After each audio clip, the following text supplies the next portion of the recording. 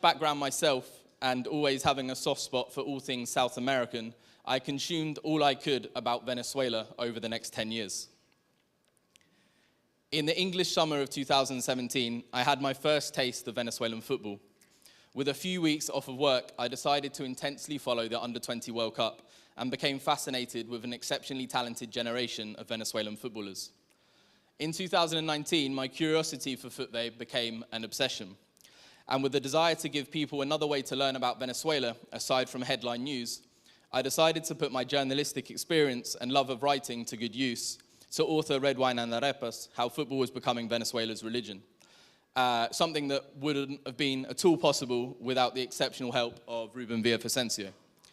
The book is the first and only English language book about Venezuelan football. Writing the book and the weeks I spent here in Venezuela researching for it, and the months of video calls and endless conversations over WhatsApp that followed, is what turned just another interest of mine within football into a fully fledged desire to become involved and try to make a positive impact within Venezuelan football. Shortly after the publication of the book in 2020, I launched Futbol English, a Twitter account and podcast dedicated to comprehensive coverage of Venezuelan football in English. And in the 2.5 years it's been running, we've been approached by and worked with professional football clubs, media outlets, and agencies all across the world. We broke transfer news exclusively, even before the illustrious Mario Sanchez on many occasions. We were cited by prominent football journalists worldwide, contacted by scouting platforms and given use of their products, and had our content quoted by Transfermarkt, the official MLS website, and even club accounts themselves. We were invited to collaborate with New York Red Bulls on their social channels, and we were commissioned by Copa 90 to direct the first non-European club documentary for their This Is series, which was on Caracas Football Club. And somewhere amongst that, I was chosen to be a South American judge for the Guardian's 100 Best Male Footballers in the World in 2020. I've worked hard to dedicate myself to Venezuelan football in recent years, and it has given me some fantastic experiences and opportunities, and led to where I am now with ANDRADE Sports Group, a football agency based here in Caracas. Along the way, I've learned some important lessons and have witnessed and observed many scenarios that convince me that agents can offer a vital service in developing markets such as Venezuela. And I would like to talk to you today about 4 examples I believe can illustrate that well. I will caveat all that I'm about to say in the next 4 observations and consequent opportunities with 2 things. Firstly, my formal background prior to working in football is analysis, particularly behavioral analysis, through the study of language and language use. I therefore pay a lot of attention and place a lot of value on how agents, clubs, and anyone I speak to in football chooses to communicate. As an Englishman, I'm an outsider in Venezuelan football, and all that I say with admiration and respect, ultimately with the ambition to help grow Venezuelan football. So, part 1, unity amongst agents and agencies. A month after moving to Venezuela, I've been here for 18 months now, an agent who I have a lot of respect for and consider a friend sent me a PDF entitled The Language of Football Agents. It was a painful read and full of gatekeeping jargon. In short, it did not aid transparent and effective communication. It did the opposite. It encourages needlessly verbose terminology and another negative symptom that I will talk about in a minute, hierarchical language.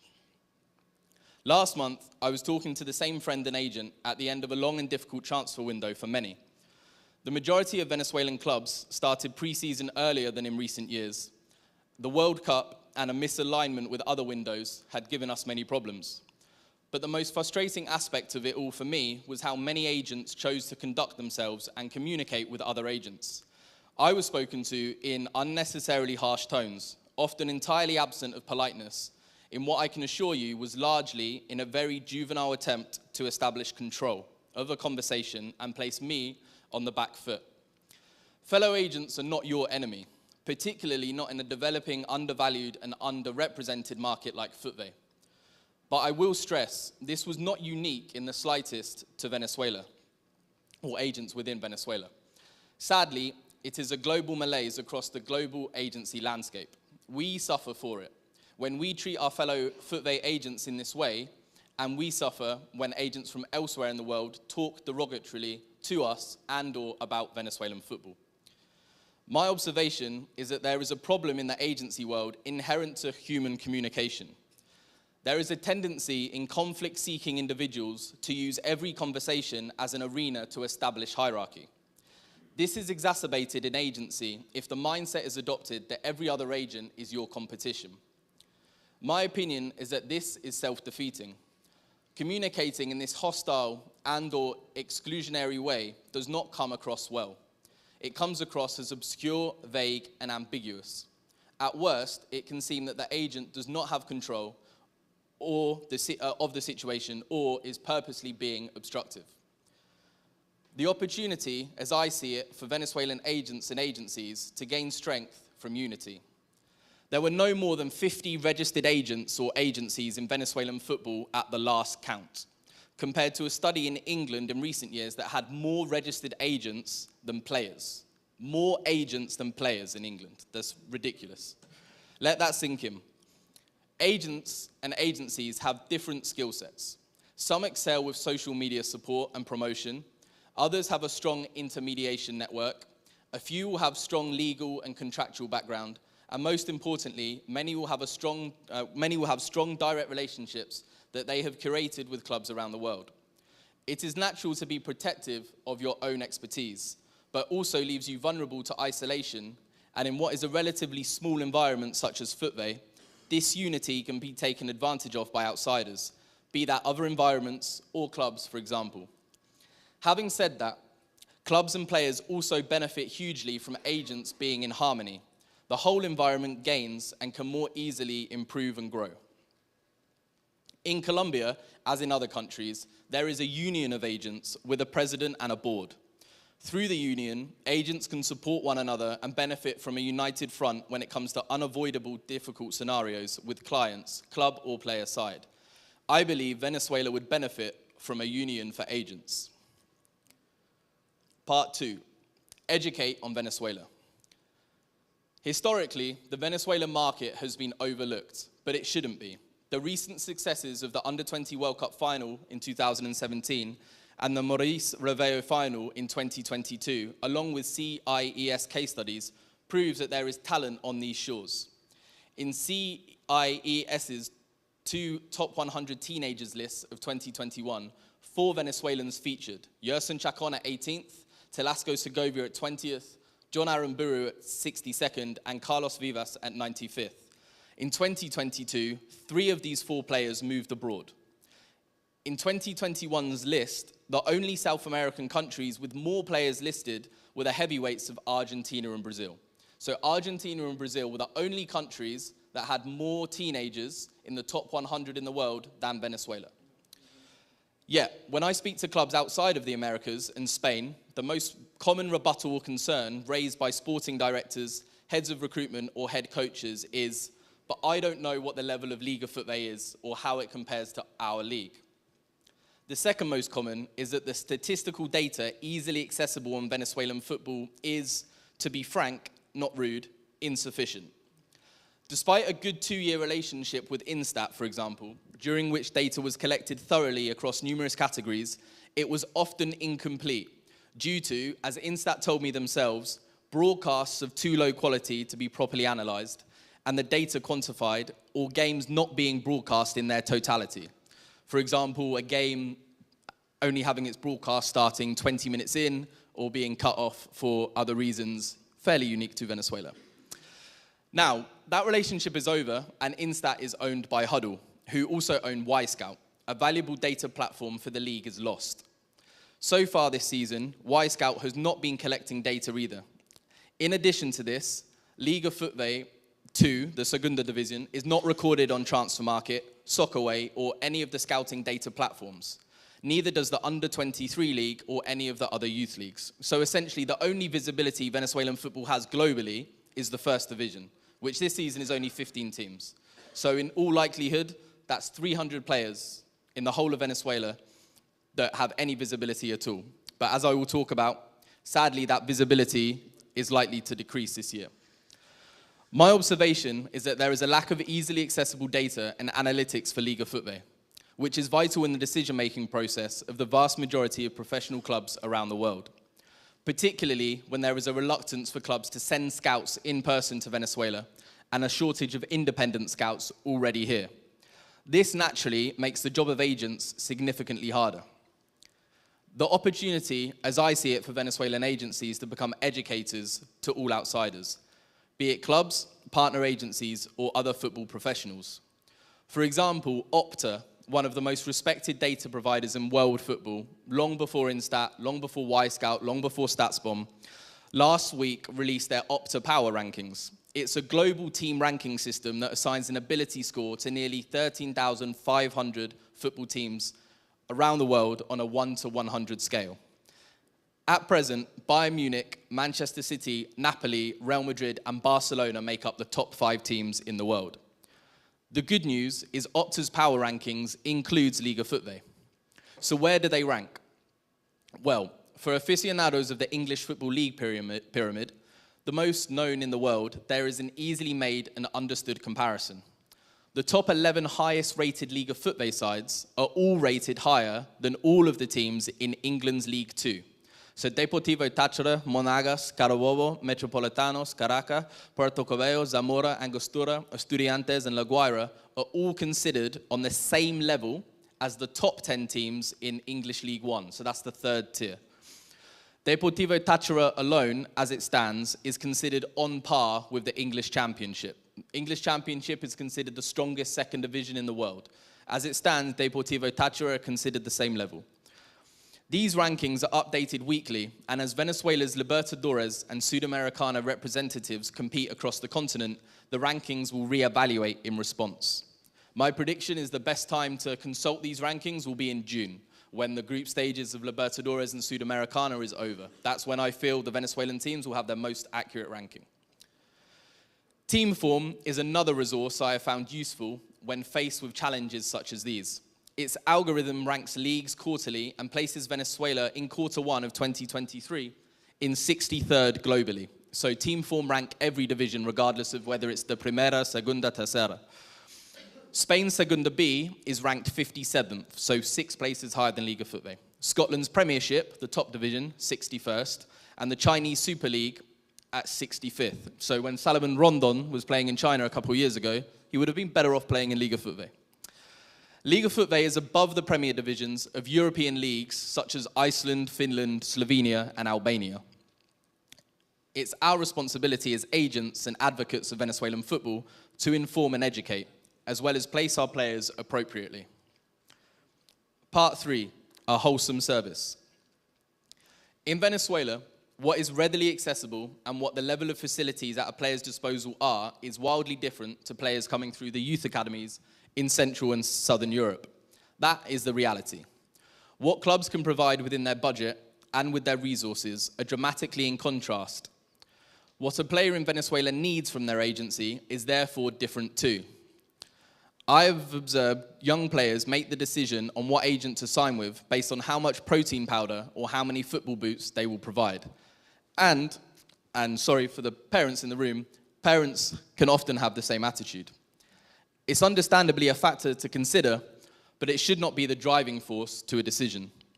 If players are not receiving adequate nutrition or nutritional advice from their club, or are unable through lack of resources or education to be self-sufficient on that front, they will turn to their agents for help.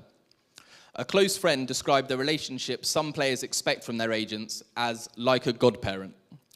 Whilst there is value in acquiring basic supplies and sporting material for players, and at the top level, acquiring sponsorship, in developing an undervalued and underrepresented markets like Venezuela, players are more likely to need comprehensive and wholesome support if they are to make it to the top level, or the top level of their own personal potential. The opportunity here lies in the chance to build strong, lasting relationships built on trust and familiarity. At the agency I am part of, ANDRADE Sports Group, for example, our CEO, Mauricio Andrade, noticed one of our youth national team players was picking up lots of small, inconsequential injuries. Mauricio took him to the dentist. He had several cavities, easily fixed and seemingly unrelated. But multiple case studies going as far back as the 1950s show that cavities upset the biomechanics of an athlete in a small way, which has a knock-on effect. Once the cavities were repaired, the player stopped picking up as many injuries. Dani Perez of Club Bruges is another case in point, where a change outside of football massively influenced his early career. His parents stressed the importance of having a second language, particularly English. When he was at Metropolitanos and negotiations began for him to move to Belgium, Bruges' sporting director switched into English mid-interview to see how Dani coped. It was a considerable factor in them choosing to sign him when he fluently and confidently replied. Agents and agencies in Venezuela have the honor and responsibility to provide a more wholesome service to perhaps their American or European counterparts because of necessity. The reward is the long-lasting friendship and professional relationship you'll likely build, the life you are changing for the better, and the possibility of seeing a kid that you spotted on a dusty cancha one day debuting in one of the best leagues in the world. Part 4, internationalizing football. My final observation and its consequential opportunity is perhaps the one I am most passionate about and am empowered to act at ANDRADE Sports Group in my role of Head of International Relations. This does not mean to sound as harsh as it does, but as it stands, out of habit, behavioral trends, and perhaps economic reality, the world of Venezuelan football is close-minded. Out of the 10 CONMEBOL nations, Venezuela has the second fewest foreign players of any top division league at 55, and just 5 nationalities out of the Americas are represented. Last year, it was just 2, Ghana, Ajan Livingston and Osibonsu, and Nigeria, Adeogans and Samson Akanyula. Out of the 15 head coaches in football, just 2 are foreigners, and both are Argentine. Martin Brignani, who had a lengthy playing career here and was close to nationalizing to play for La Vinotinto before Richard Paez took charge and only wanted Venezuelans, and Horacio Masukic, who played here from 92 to 94 and has managed clubs here in Venezuela in all but 2 seasons since 2004. Which is like 6 or 7 years longer than some League of Football clubs have existed. The lack of diversity off the pitch and in the coaching staff lends itself to isolationism and means Venezuelan football is missing out on the exchange of ideas and cultural diffusion. Even one of football's global heavyweights has suffered from the same problem. This happened to England throughout the 20th century. As an island with the self-perception that it is the founding father of football and gifted it to the world, it fell behind massively by not importing or exporting some of its greatest footballing minds and practitioners. When there were a few coaching exceptions who achieved great things in Scandinavia, Switzerland, Spain and Italy, for example, they rarely returned and/or were welcome home to practice what they had preached. It was only with the advent of the Premier League and the multi-million-pound TV deals of Sky that the balance began to be redressed in the 1990s. The difference was that England fell behind due to complacency. Venezuela, if it wants to, would be playing catch-up. So whilst my observation is that Venezuelan football is comparatively lacking in diversity and therefore missing out on importing not just talent, but ideas and cultures, the opportunity is as great as it is obvious to internationalize football inside and out. It requires some risk-taking from clubs to step outside of their comfort zone and assume the responsibility of what may contextually be a higher maintenance player. But the reward may be huge, and the benefit it will bring, not just to the particular club, but the league as a whole, will be great. Carabobo in this window signed a goalkeeper with nearly 100 appearances in the French second division, a league ranked 23 places higher than football, according to Team Form. He is the first Frenchman to play in football, so will prove to be the litmus test as to whether it can be successful. But instead of sitting back to see how it plays out, I would seize the opportunity to bring more foreigners here, both on and off the pitch, as well as seek out possibilities on a club-to-club level of mutually beneficial partnerships. This weekend, an English head coach will arrive for 9 days to shadow a League of Football club, to learn from one of the best coaches that we have here, and to study the league and experience the football here. It's something I am proud of facilitating at ANDRADE Sports Group, and I hope it can be the first of many such instances. So, in conclusion, I believe that Venezuelan football is on the cusp of establishing itself as a consistent, good quality export market, but we are also in slightly uncertain times. When will the Copa Venezuela return? Was it right to scrap the juvenile rule? With Instat seizing their relationship with the league and Y-Scout currently not providing statistical data, will we see a replacement? Will the Peckerman era produce Venezuela's first qualification to the Senior Men's World Cup? I don't know the answer to these 4 questions, but I do see 4 opportunities to be taken, all of which will heighten the likelihood, in my opinion, of a better future for Venezuelan football. So, number 1, the opportunity to unite as agents and agencies. Number 2, the opportunity to educate others on the strength of Venezuelan football. Number 3, the opportunity to provide a wholesome service to players. And number 4, the opportunity to internationalize football. It gives me great pride to have been able to speak to you today and on a daily basis to be involved in Venezuelan football. Thank you for your time.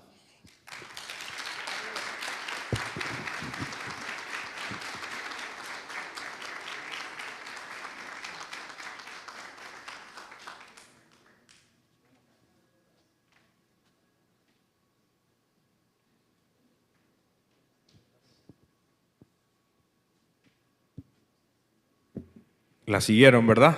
Yo también, por eso me demoré en llegar. Un aplauso nuevamente para Jordan, de verdad, su esfuerzo.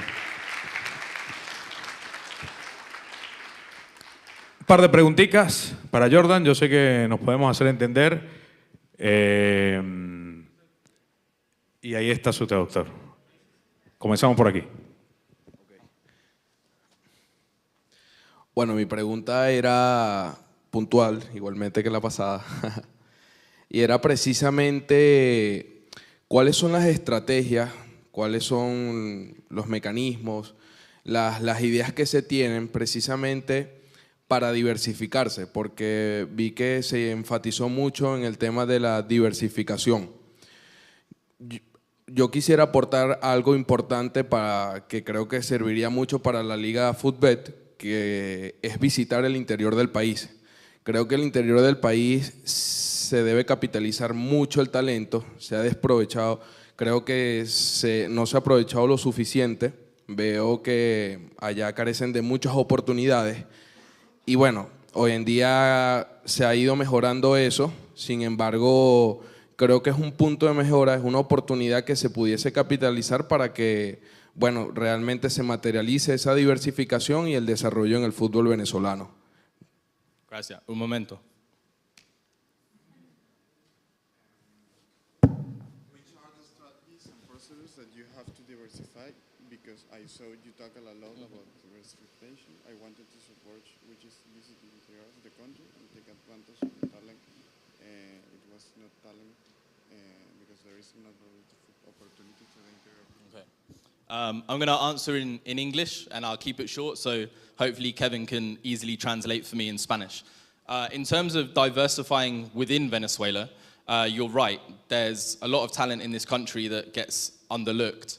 And I think that's only going to become more of a problem as the league decreases in size. For example, Deportivo Lara was the only top division team in that entire state, and that's a very big state with a lot of footballing talent. But something that I've been keen to drive in the 18 months I've been here is to create partnerships with some of the best private academies in the country. A lot of the youth talent in this country isn't formed by the professional academies of Caracas or Estudiantes or Carabobo. That's simply not the case. A lot of the best talent is in the private independent football schools up until 16, and then the likes of Caracas or Táchira. Caracas actually aren't too guilty of this. Sorry, I'm just saying it because this is where we are. But other leagues, other teams in the country are very much guilty of just taking the best players at 16 from the private academies. So what we have been doing at ANDRADE Sports Group is we've been building alliances with some of the best private academies like Academia Emeritense in Mérida. You know, that academy is older than 80% of the teams in the top flight. They've been going since '92. They produce senior national team players. What they've done is incredible. And then you have Palacio Fajardo and Barinas that produce a lot of talent. But there's a focus on, in general in Liga Futbol, there's been a focus of bringing these players to Caracas, and a lot of the talent being Caracas focused, which is understandable as the capital of the country. In terms of bringing players from abroad and coaches from abroad, it's not as easy as people might think. Like, I have 5 English players that are from Premier League academies, including Liverpool, and championship academies, including Nottingham Forest, and Tottenham Hotspur, that would happily come to Venezuela and affordable. So, for example, last year, Keziah Sterling, who had 6 years at Tottenham Hotspur, had debuted in the Champions League under Mauricio Pochettino, had scored for England under-18s against Brazil, was released from Tottenham. Every year, Premier League academies release like 90% of their talent. He'd already had a 5-year professional contract. You know, he has money in his pocket. I took him with a colleague to the USL in the United States. In his first season, he finished top scorer. The club won the league for the first time in their history, and he was their MVP. He's on $3,000 gross in the US. League of Football clubs can pay this money if they want to. Keziah Sterling would have come here and scored the same amount of goals. It's not out of reach. We just need clubs to be willing to take the risk. I've had owners of clubs or directors of clubs tell me that they don't want the responsibility of taking a player from Europe to Venezuela because their expectations of the quality of life and the facilities, and let's be honest, being paid on time, is greater. We take players from the 3rd division of Argentina or Paraguay or Brazil, which I find embarrassing, to be perfectly honest with you. And some of them go back to their countries when they've only been here for a month. We've seen Monagas cancel 2 foreign contracts already this season. We've seen it with Brazilian players a couple seasons ago. We saw it with Brazilian players at Deportivo Lara last season. We need the clubs to be willing to take that risk. And I think the reward is far greater than the perceived risk, but clubs need to be willing to take that responsibility. Sorry, Kevin.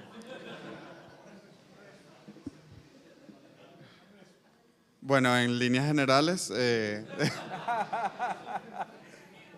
ellos desde ANDRADE Sport Group están intentando buscar fronteras fuera de Caracas y tienen alianzas con distintas escuelas, como por ejemplo en Barinas, en Mérida con la Academia Meritense, para traer esos jugadores a Caracas como promesas del fútbol venezolano. Y en cuanto a jugadores exteriores que no forman parte del continente, él sabe de jugadores ingleses que han tenido la intención de venir acá a Venezuela, que provienen de canteras importantes como la del Nottingham Forest, Liverpool y el Tottenham, que querían venir, pero los dueños de los equipos siempre tienen preocupaciones de cómo la calidad de vida en Venezuela les perjudicaría y cuáles serían sus exigencias, por los cuales tienen miedo a tomar ese paso. Uno de esos jugadores es el hermano de Raheem Sterling, Kassim Sterling, que en Estados Unidos fue uno de los máximos goleadores y su sueldo es de $3,000 netos al mes, que es algo que equipos de aquí de Venezuela podían afrontar y querían mejorar considerablemente el nivel de la liga. En cambio, se opta mucho por buscar jugadores de tercera división de Argentina, divisiones bajas de Paraguay o de Brasil, que no han tenido éxito, como por ejemplo Monagas, que recién rescindió el contrato de un jugador de Centroamérica, y Deportivo Lara, que no tuvo éxito con jugadores brasileños. Y entonces necesitamos que los dirigentes del fútbol venezolano tomen ese riesgo que ellos están intentando por tomar.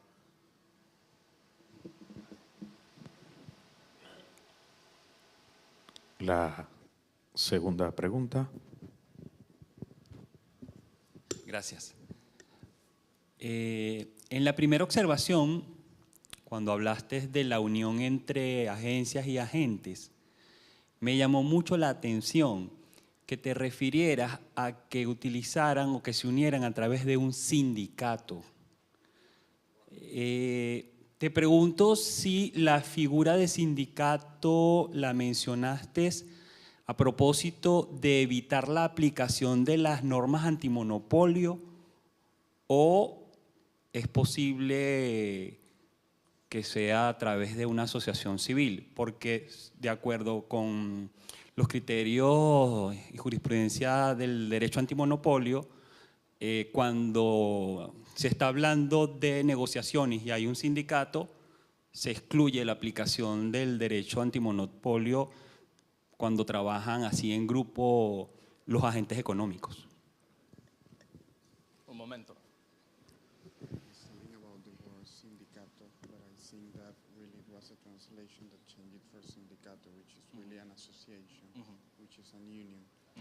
because the sindicato forbids many rules that could be done with a civil union. Okay. So I think that could be the response. That could be a translation. Okay. Gracias por su pregunta.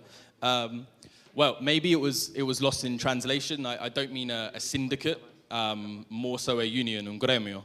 Un gremio es mi palabra, de verdad. La intención fue un gremio, no un sindicato. But I think it still raises a good point and an opportunity to sort of expand on how I would see that look. I think in football in general, but I think even more so in Venezuelan football, there's a lot of people in Venezuelan football in position of power within clubs and outside that don't really know football. Sorry to say, but I think it's true. And I think whoever heads a gremio of agents should be an agent themselves and should be an agent that knows Venezuelan football well. For example, I'm proud of the agency I'm part of, and I feel our CEO Mauricio would be capable, but Karim Asafo is also another strong candidate. Karim has experience probably unparalleled in Venezuelan football with the clubs he's been involved in, with the knowledge of football he has. I talk to him about football a lot, and he definitely understands football. But I think any gremio of agents that happens in Venezuela should have a president, should have a board, and with the introduction of the FIFA agency tests and licensing, they should all be, FIFA recognized agents as well.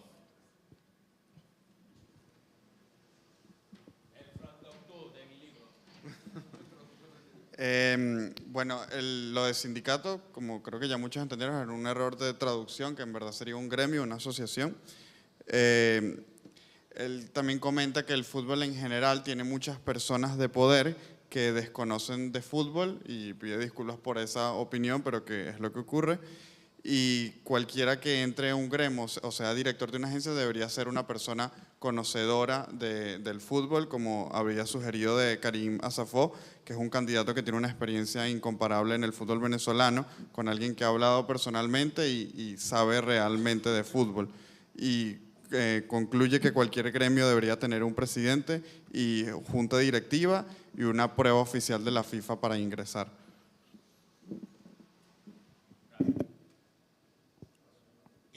Una más. Viene Tony Roca, así que cerramos con esta pregunta.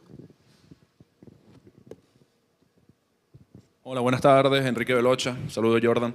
Te quería hacer una consulta si a ti te parece que en Venezuela se está haciendo bien scouting. Es decir, si los módulos funcionan para conseguir jugadores o los equipos deberían hacer scouting y video scouting a conocimiento de que hay unas herramientas internacionales. Por ejemplo, la cámara VEO, que uno la puede colocar en un partido, no necesita un operador y solamente hay 2 cámaras registradas en Venezuela y una sola en función.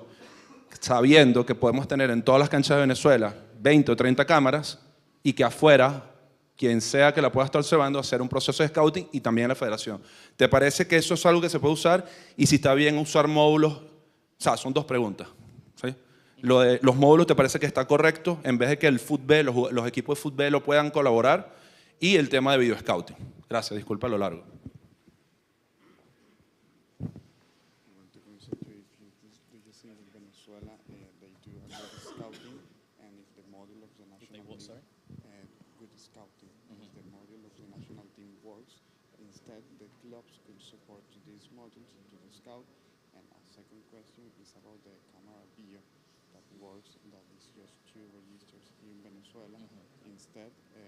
We could have even 30 cameras that works for scouting, and you don't need an operator to manage it. Gracias.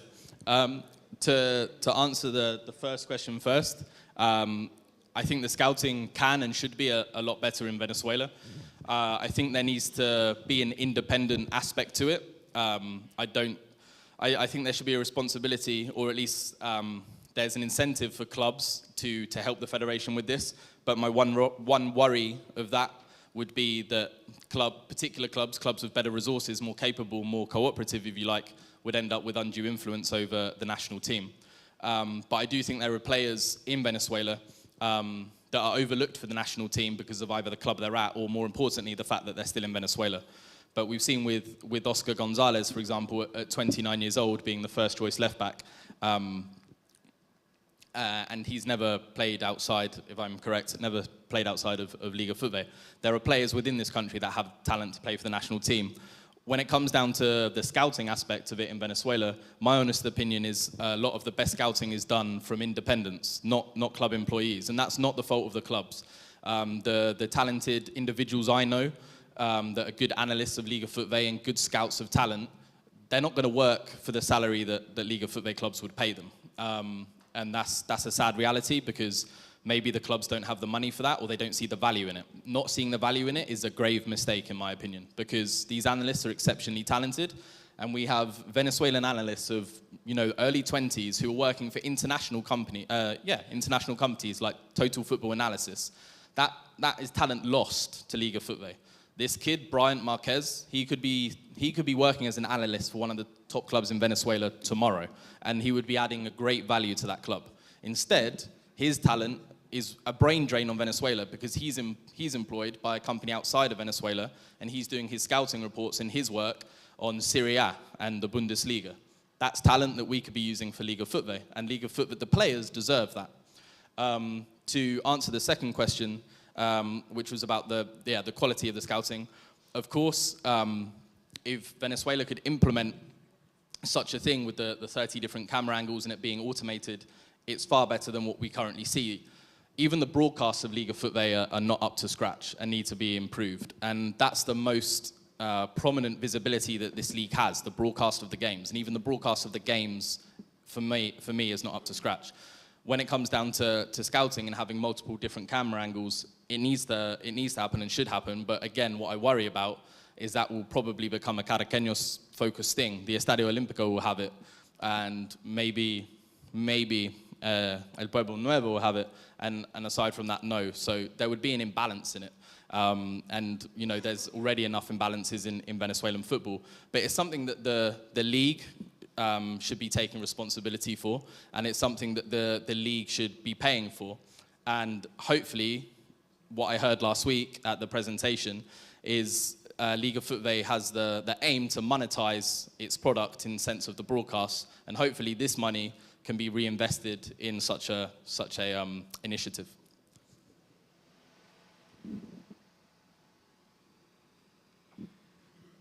Opina que el scouting pudiera ser mucho mejor aquí en Venezuela, y los scouting independientes también deberían ser incentivados. Por ejemplo, conoce de muchos talentosos scouters o joyadores que están en sus primeros años de los 20 y todo su talento le están llevando para agencias internacionales en vez de para clubes venezolanos. Y su honesta opinión es que la mayoría de los clubes no les importa invertir en el scouting o no tienen el suficiente dinero. Entonces, estas personas talentosas no harían su trabajo para un salario tan bajo. Y es un error no darle valor al scouting como hacen aquí los clubes en Venezuela. En cuanto a las cámaras, si Venezuela pudiera implementar los ángulos de las 30 cámaras que funcionarían para los estadios, sería excelente para las transmisiones del fútbol venezolano. Y también está ocurriendo un desbalance que ya de por sí hay, y que esto seguramente ocurriría en caso de tenerlo, que es que se beneficiaría únicamente para el Estadio Olímpico o Pueblo Nuevo u otros estadios, y cuando se juegue en Caracas o en este estadio habrá mayores facilidades que en otros. Y es algo que la liga debería pagar y tomar como responsabilidad, y que además ahorita con las nuevas transmisiones pagadas de la Liga Futbol, esto le pueda servir para monetizar y reinvertir en una transmisión de mejor calidad.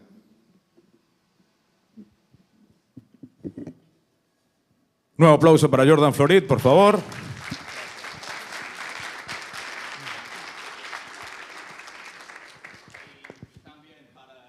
Y para Kevin, su traductor, sí señor. Me imagino que varios se van a querer llevar las fichas de la conferencia, así que seguramente las vamos a poder hacer llegar, digo yo, vía correo electrónico. Voy a leer dos titulares para presentar a nuestro invitado internacional. La reclamación de los clubes de la Superliga no solo es legítima, sino que es lógica.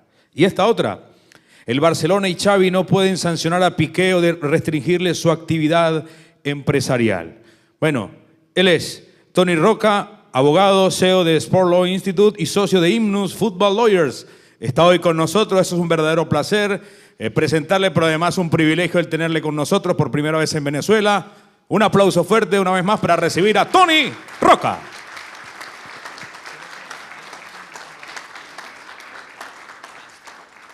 El avance atrás y el puntero al centro. Vale, perfecto. No, perdona, vamos a poner la otra. Vamos a poner la otra antes. ¿La otra primero? Sí. Ok. La de. ¿Esta? Esta que pone aquí. ¿La que bajaron Sí, de la última? esta, exacto. Ok, perfecto.